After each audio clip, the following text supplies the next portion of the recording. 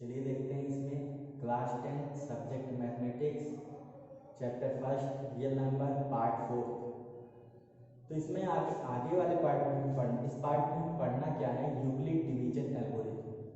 तो Euclid division algorithm समझने से पहले हम एल्गोरिथम जानेंगे, एल्गोरिथम क्या होता है। ठीक, तो एल्गोरिथम के डिफिनीशन में यही बताया जाता है, algorithm is a series of steps to solve a particular problem.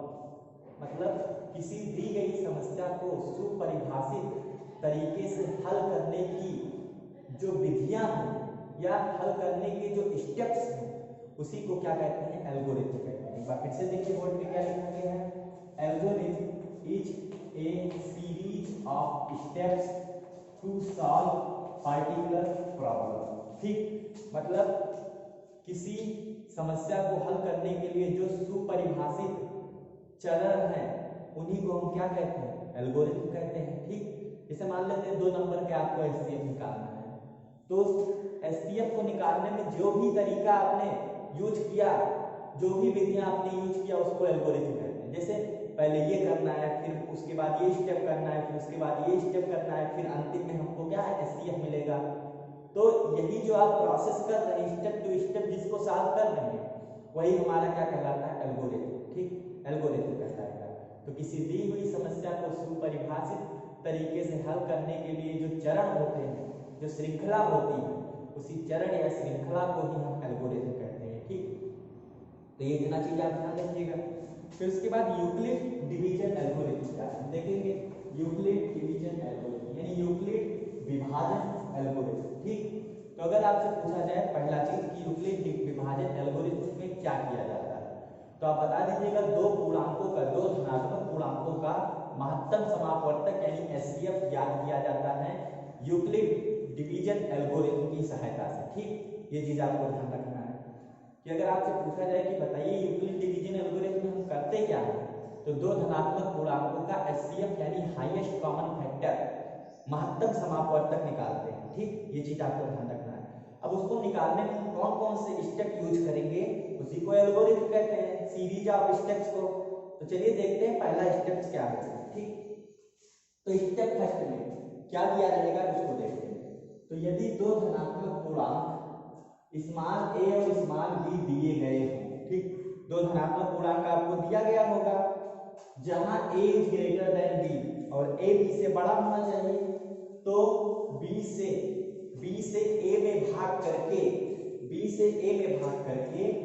भागफल और शेषफल ज्ञात कर लीजिए।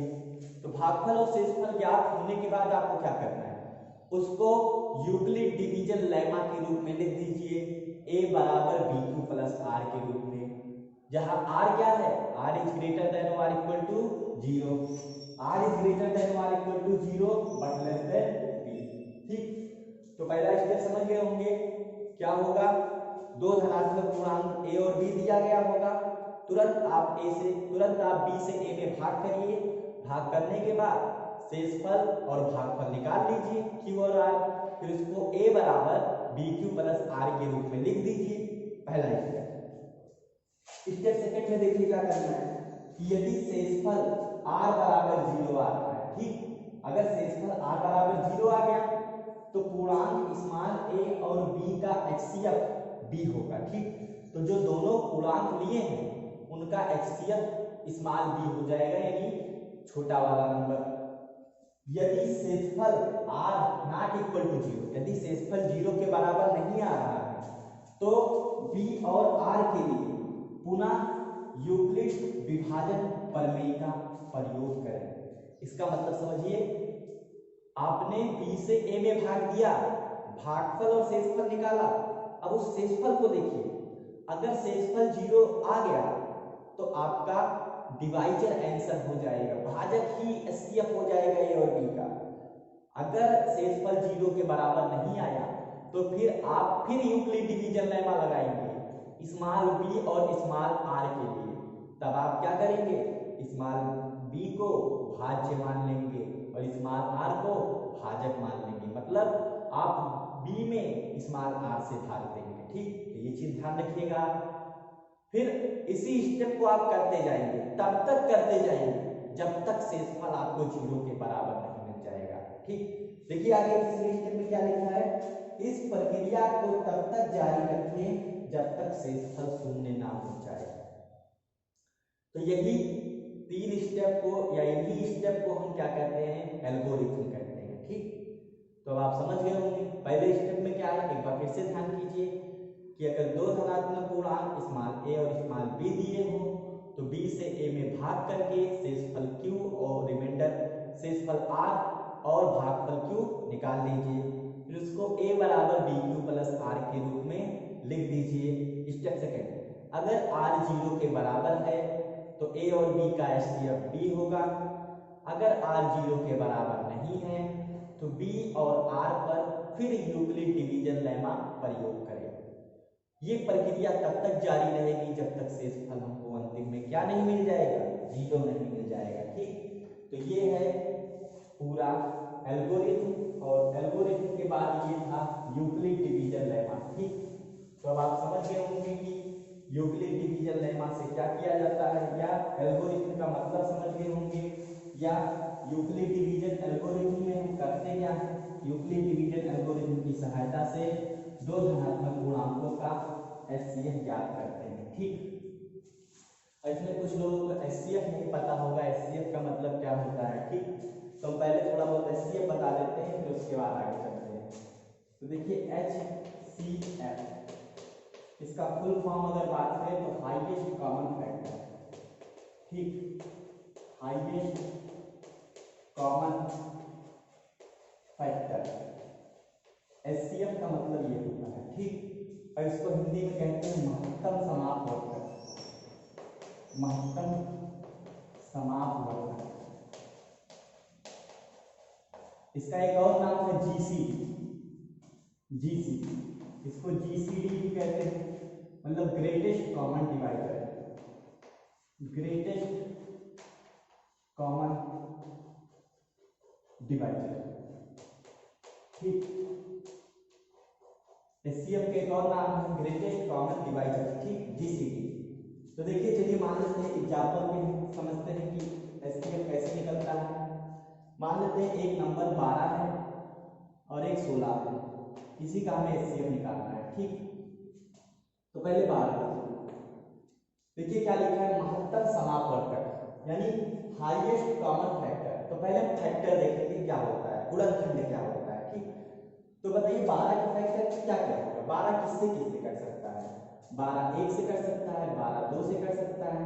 ठीक, 12 2 से कटेगा, 12 3 से कटेगा, 12 4 से कटेगा, 12 6 से कट जाएगा और 12 से कट जाएगा। तो 12 की टोटल 6 फैक्टर है। ठीक, 12 के कुल यहाँ पर क्या है 6 फैक्टर है, 6 गुणनखंड है। अब हम क्या करते हैं 16 के फैक्टर निकाल लेते हैं। देखिए 16 का फैक्टर क्या होगा, 16 1 से कट जाएगा, 16 2 से कट जाएगा, 16 4 से कट जाएगा और 16 जो है वो 16 से कटेगा और 8 से भी कट जाएगा, 16 8 से भी कटेगा और 16 से भी कट जाएगा। ठीक, तो अगर यहाँ से देखा जाए कि 12 के कितने फैक्टर हुए तो 12 के फैक्टर यहाँ दिखाई दे रहे हैं और 16 के कितने फैक्टर हैं तो 1 से कटेगा, 2 से कटेगा, 4 से कटेगा, 8 से कटेगा और 16 से कट जाएगा। तो 16 के कुल इतने फैक्टर आपको मिल गए, गुणनखंड मिल गए। फिर देखिए फैक्टर तो निकाल लिए, उसका मतलब उसके बाद है कॉमन। ठीक, तो देख लेते हैं इसमें कॉमन क्या क्या है। तो बताइए 1 दोनों में मिल रहा है, 2 भी दोनों में मिल रहा है और 4 भी दोनों में मिल रहा है। तो यानी हमने क्या निकाला, कॉमन फैक्टर निकाल लेते हैं। देखते हैं कि कॉमन फैक्टर क्या है। तो कॉमन फैक्टर क्या क्या है, 1 2 4, यानी 1 2 4 जो है वो कॉमन फैक्टर है। उसके बाद क्या लिखा है, उसके बाद हाईएस्ट लिखा है। तो बताइए 1 2 4 में हाईएस्ट कौन है, 1 2 4 में हाईएस्ट जो है 4 है। ठीक, इसीलिए एचसीएफ जो होगा, एचसीएफ जो होगा वो 12 गामा 16 का एचसीएफ हमको 4 मिल जाएगा। ठीक, 4 मिल गया। तो ये चीज आप समझ गए होंगे कि हाँ इसका एचसीएफ नाम क्यों दिया गया, हाईएस्ट कॉमन फैक्टर क्यों नाम दिया गया। ठीक, अब आगे देखिए कि यहाँ पे जैसे 12 और 16 का कॉमन फैक्टर कितना है 1 2 4 और 1 2 4 में हाईएस्ट कौन है 4। तो अगर आपसे पूछा जाए कि मासापा का मतलब क्या होता है, महत्तम समापवर्धक का मतलब क्या होता है, तो दो या दो से अधिक संख्याओं का मासापा वह बड़ी से बड़ी संख्या होता है, ठीक, वह बड़ी से बड़ी संख्या होती है जो उन दोनों संख्याओं को पूर्णतः विभाजित कर दे। जैसे देखिए 4 मतलब 4 से 12 कट जाएगा और 4 से क्या है 16 भी विभाजित हो जाएगा। तो आप कह सकते हैं कि दो संख्याओं का महत्तम समापवर्तक वह बड़ी से बड़ी संख्या होता है जो दोनों संख्याओं को पूर्णतः विभाजित कर दे, ठीक। तो ये होता है हाईएस्ट कॉमन फैक्टर का मतलब, एचसीएफ का मतलब, ठीक। जिसे हम क्या करेंगे अगले एक्सरसाइज में या इसी में, ठीक, इसी वीडियो में क्या करेंगे हम देखेंगे कि हाईएस्ट कॉमन फैक्टर कैसे निकालते हैं यूक्लिड डिवीजन लेमा की सहायता से।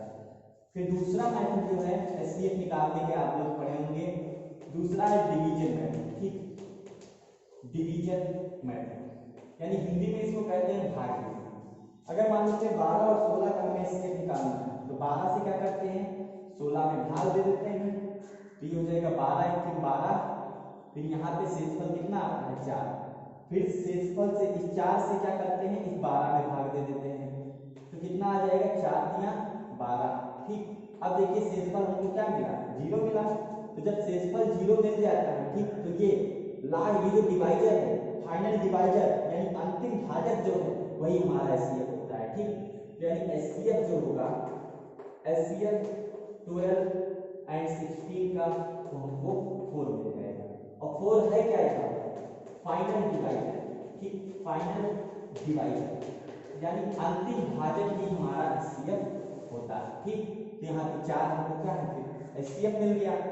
तो ये इस तरीके से आप यूज कर सकते हैं। एक और तरीका हम बताते हैं, ठीक, देखिए कई सारे तरीके हो सकते हैं एचसीएफ निकालने के।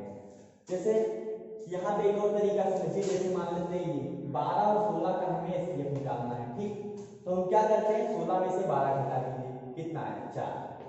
तो अब देखिए 4 से 12 कट रहा है, हाँ कट रहा है, 4 × 12, 4 से 16 कट रहा है, हाँ कट रहा है, 4 × 16, तो एचसीएफ हो जाएगा 4, ठीक।